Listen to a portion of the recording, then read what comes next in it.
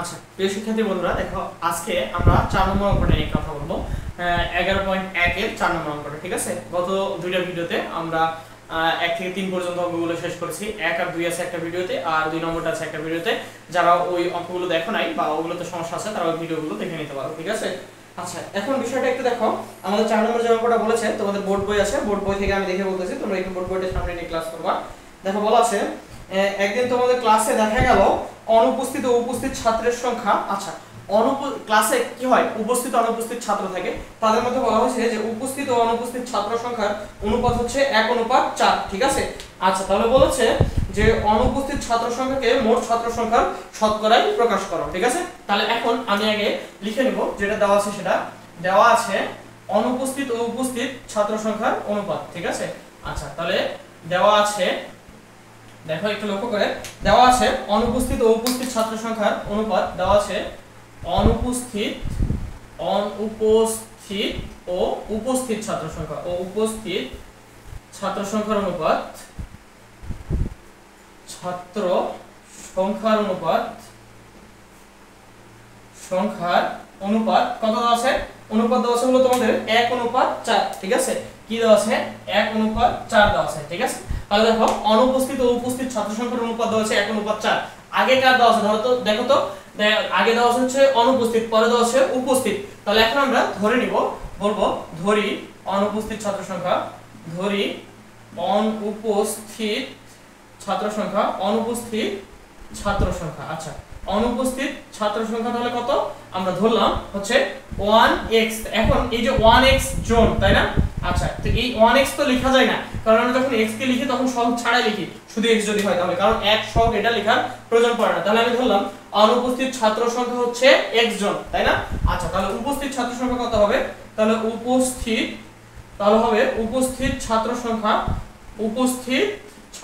হচ্ছে 4x জন, তাই না? আচ্ছা, দেখো অনুপস্থিত ও উপস্থিত ছাত্র সংখ্যার অনুপাত দেওয়া ছিল 1:4। তাহলে আমি দেখলাম যে অনুপস্থিত ছাত্র সংখ্যা হচ্ছে x জন, তাহলে উপস্থিত ছাত্র সংখ্যা হচ্ছে 4x জন, তাই না? আচ্ছা, এখন লক্ষ্য করে একটু দেখো যে উপস্থিত আর অনুপস্থিত ছাত্র সংখ্যা মিলাই তো মোট ছাত্র সংখ্যা, তাই না? এই দুটোর যোগফলই হবে মোট ছাত্র সংখ্যা। তাহলে আমি বলতে পারবো যে অর্থাৎ মোট ছাত্র সংখ্যা, অতএব কি মোট ছাত্র সংখ্যা হচ্ছে 4x + x সমান কত হচ্ছে?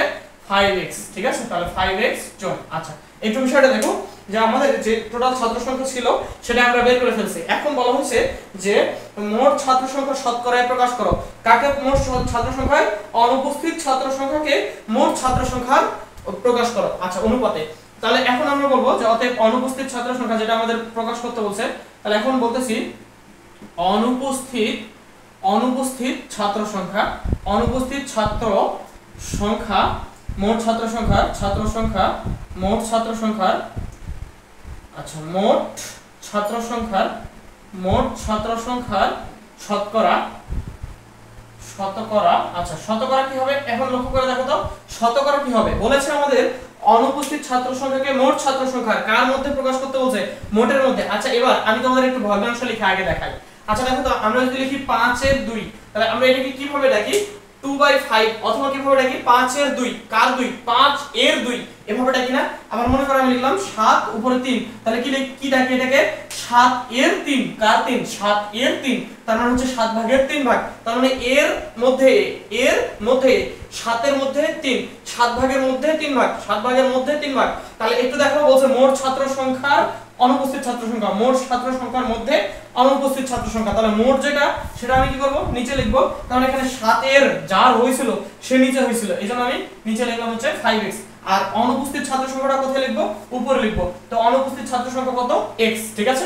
এজন্য আমি লিখলাম কি x/5। এটা একটু সুন্দর করে লিখি, ঠিক আছে। আচ্ছা, তাহলে একটু বিষয়টা দেখো যে x/হচ্ছে 5x, ঠিক আছে। 5x কেন হলো? কারণ মোট ছাত্র সংখ্যা হচ্ছে 5x আর অনুপস্থিত ছাত্র সংখ্যা হচ্ছে x। এখন শতকরা যেহেতু প্রকাশ করতে বলছে, বা এখানে যেহেতু শতকরা লিখছি, এজন্য গুণ করলাম হচ্ছে 100। আর পার্সেন্টেজ গুণ করা মাত্রই কি করে দেব? আমরা এখানে পার্সেন্টেজ চিহ্ন বসাই দেব, আমার জায়গা নেই, ঠিক আছে, শতকরা চিহ্ন। একটু বিষয়টাও দেখো, বলেছে যে শতকরা প্রকাশ করতে, এইজন্য শতকরা। আমরা জানি শতকরা চিহ্ন বসাইতে গেলে অবশ্যই মনে রাখবা, সারা জীবন এটা মনে রাখবা, শতকরা চিহ্ন বসাইতে গেলে অবশ্যই 100 দ্বারা গুণ করতে হবে, আর শতকরা চিহ্ন তুলে দিতে হলে 100 দ্বারা ভাগ করতে হবে। তাহলে এখন লক্ষ্য করে দেখো x আর x কাটে 5 আর 100 কাটলে হচ্ছে 5 দশমিক 100, তার মানে হয় কত 20%, ঠিক আছে। তার মানে आंसर হলো 20%, এটা হলো আমাদের উত্তর। ক্লিয়ার? একটু দেখো আমি অঙ্কটা আবার শুরু থেকে তোমাদের একটু দেখাই। দেওয়া আছে অনুপস্থিত ও উপস্থিত ছাত্র সংখ্যার অনুপাত হচ্ছে 1:4। তাহলে আমরা দেখতে পাচ্ছি অনুপস্থিত ছাত্র সংখ্যা হচ্ছে x জন, অতএব উপস্থিত ছাত্র সংখ্যা হচ্ছে 4x জন। তাহলে মোট ছাত্র সংখ্যা হচ্ছে 4x + x অর্থাৎ 5x জন। তাহলে দেখতে পাচ্ছি অনুপস্থিত ছাত্র সংখ্যা হচ্ছে মোট ছাত্র সংখ্যা কতটুকু, ওই যে x/5x গুণ হচ্ছে 100%, এক কাটাকাটি করছি জাস্ট 20% বের হয়ে গেছে, ঠিক আছে। এটা হচ্ছে আমাদের উত্তর। তো আশা করা যায় তোমরা বুঝেছো ইনশাআল্লাহ। আমরা 5 নম্বর অঙ্কটা এবার দেখব, ঠিক আছে। পরের অঙ্কটা কি বলেছে, 5 নম্বর অঙ্কটা দেখো। দেওয়া আছে এখানে আমাদের যে একটা পণ্য ক্রয়ের কথা বলা হয়েছে, ঠিক আছে। পণ্যটার ক্রয় মূল্য বিক্রয় মূল্যের কথা বলা হয়েছে। ক্রয় মূল্য এবং বিক্রয় মূল্যের সাথে একটার সাথে আরেকটাকে তুলনা করে আমাদের কিছু একটা বের করতে বলছে। দেখো কি বলেছে, আমি একটু অঙ্কটা পড়ি। বলা আছে একটি দ্রব্যের ক্রয় মূল্য হচ্ছে 28% ক্ষতি, আচ্ছা একটি দ্রব্য ক্রয় করে, একটি দ্রব্য ক্রয় করে 28% ক্ষতিতে বিক্রয় করা হলো। কি করা হলো, ক্ষতি হলো 28%, আচ্ছা ক্ষতি হলো 28%, 28% শতকরা 28 টাকা ক্ষতি হয়, ঠিক আছে। 28% ক্ষতি হলো। তাহলে বিক্রয় মূল্য ও ক্রয় মূল্যের অনুপাত নির্ণয় করতে বলছে। কি বলেছে, বিক্রয় মূল্য ও ক্রয় মূল্যের অনুপাত বের করতে বলছে, ঠিক আছে। তাহলে আমরা 5 নম্বরটা একটু প্রথমে ধরে নিই। আমাদের এখানে ক্রয় মূল্য বিক্রয় মূল্য কিছুই দেওয়া নেই, কিছুই দেওয়া নেই, তাই না। তাহলে হয়েছে কি, ক্ষতি হয়েছে। যেহেতু ক্ষতি হয়েছে তার মানে ক্রয় মূল্যটা আমি আগে ধরবো। আমার কাছে বেশি গুরুত্বপূর্ণ হচ্ছে ক্রয় মূল্য। তাহলে আমি এখানে ধরবো হচ্ছে পণ্যটির ক্রয় মূল্য, পণ্যটির ক্রয় মূল্য, আচ্ছা পণ্যটির ক্রয় মূল্য আমি ধরতেছি। ক্রয় মূল্য, আচ্ছা ক্রয় মূল্য কত ধরলাম, 100 ধরলাম। কেন 100 ধরতেছি, যেহেতু আমাকে শতকরায় বলা হয়েছে এইজন্য 100 টাকা, ঠিক আছে। তাহলে ধরলাম পণ্যটির ক্রয় মূল্য হচ্ছে 100 টাকা, অতএব 28% ক্ষতিতে, অতএব কি 28% ক্ষতিতে, 28% ক্ষতিতে পণ্যটির ক্রয় মূল্য বিক্রয় মূল্য, পণ্যটির বিক্রয় মূল্য, বিক্রয় মূল্য তাহলে কত দাঁড়াবে বলতো। যেহেতু শতকরা 28 টাকা ক্ষতি হয় তার মানে কত, 100 টাকায় 28 টাকা ক্ষতি হবে। তাহলে 100 মাইনাস আমি করব হচ্ছে 28 টাকা, তাই না। তাহলে 100 মাইনাস 28 টাকা সমান কত হচ্ছে, দেখো তো 72 টাকা, তাই না। তাহলে একটু লক্ষ্য করে দেখো, আমার ক্রয় মূল্য হচ্ছে 100 টাকা আর বিক্রয় মূল্য কত টাকা, 72 টাকা। তাহলে এখন আমাকে অনুপাত বলেছে হচ্ছে বিক্রয় মূল্য ও ক্রয় মূল্যের অনুপাত। কি বলেছে, বিক্রয় মূল্য ও ক্রয় মূল্যের অনুপাত। তাহলে আমি এখন বলতে পারবো যে অতএব বিক্রয় মূল্য ও ক্রয় মূল্যের অনুপাত, অতএব বিক্রয় মূল্য ও ক্রয় মূল্যের অনুপাত, ও ক্রয় মূল্যের অনুপাত, ও ক্রয় মূল্যের কি হচ্ছে অনুপাত। আচ্ছা তাহলে অনুপাত, আচ্ছা অনুপাত কি হচ্ছে, দেখো এখানে বলা আছে বিক্রয় মূল্য আগে পরে ক্রয় মূল্য বলা আছে, তাই বলা আছে না। তাহলে বিক্রয় মূল্যটা আমি আগে লিখবো, বিক্রয় মূল্য হচ্ছে 72 অনুপাত ক্রয় মূল্য হচ্ছে 100, ঠিক আছে আমি লিখে ফেললাম। তাহলে দেখো বিক্রয় মূল্য ও ক্রয় মূল্য অনুপাত আমরা পেয়ে গেছি। জাস্ট এখন শুধুমাত্র এটাকে কাটাকাটি করব, ঠিক আছে। কাটাকাটি করলে কি হয় দেখো, এটাকে যদি আমি 2 দ্বারা কাটি তাহলে হচ্ছে 50 আর এটাকে 2 দ্বারা কাটলে হচ্ছে 36, 35 দুগুণ 72, তাহলে 36 দুগুণ 35 দুগুণ 70, তাহলে 36 দুগুণ হচ্ছে 72, ঠিক আছে। আবার যদি কাটাকাটি করি তাহলে 18 দুগুণ 36 আর এটাকে কাটলে হচ্ছে 25, ঠিক আছে। তাহলে 18 দুগুণ 36 আর এটাকে কাটলে কত হয় 25। এবার দেখো আমরা এটাকে 5 দ্বারা কাটতে পারি কিন্তু এটাকে কাটতে পারি না, যেহেতু আর কাটাকাটি যাচ্ছে না। তাহলে আমি এখন লিখতে পারি হচ্ছে 18 অনুপাত হচ্ছে কত 25, ঠিক আছে। তাহলে তোমরা এটাকে লিখতে পারো হচ্ছে 18 অনুপাত 25, এটাই হলো আমাদের অ্যানসার। ক্লিয়ার?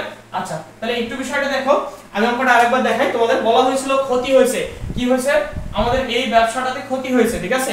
তাহলে বলা হচ্ছে যে ধরি পণ্যটির ক্রয় মূল্য হচ্ছে 100 টাকা, তাহলে অতএব 28% ক্ষতিতে বিক্রয় মূল্য হবে 28 টাকা কমে যাবে, যেহেতু শতকরা বলেছিল এইজন্য এটা বলেছি। তাহলে 72 টাকা, ঠিক আছে।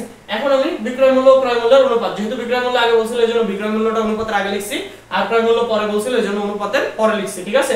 এরপর জাস্ট কাটাকাটি করে আমি অঙ্কটা ক্যালকুলেশনটা করে ফেলেছি, ঠিক আছে, অনুপাত নির্ণয় করে ফেলেছি। তো আশা করা যায় তোমরা অঙ্ক দুটো বুঝেছো। এছাড়াও যদি না বুঝে থাকো আমাদের কমেন্ট বক্সে তোমরা কমেন্ট করতে পারো, আর পরবর্তী কোনো ম্যাথে যদি তোমাদের প্রবলেম থাকে সেটাও কমেন্ট করতে পারো, স্পেশালি যদি কোনো ম্যাথ নিয়ে তোমাদের সমস্যা থাকে, যে কোনো ম্যাথ, ঠিক আছে, তোমাদের ক্লাস 1 থেকে শুরু করে অনার্স পর্যন্ত যে কোনো ম্যাথের যদি কোনো প্রবলেম থাকে তোমরা আমাদের কমেন্ট বক্সে কমেন্ট করবা। আশা ইনশাআল্লাহ আমি তোমাদের প্রবলেমগুলো সলভ করে দেওয়ার চেষ্টা করব, ঠিক আছে। তো আজকের মতো এখানেই, আল্লাহ হাফেজ, দেখা হবে আবার অন্য ক্লাসে।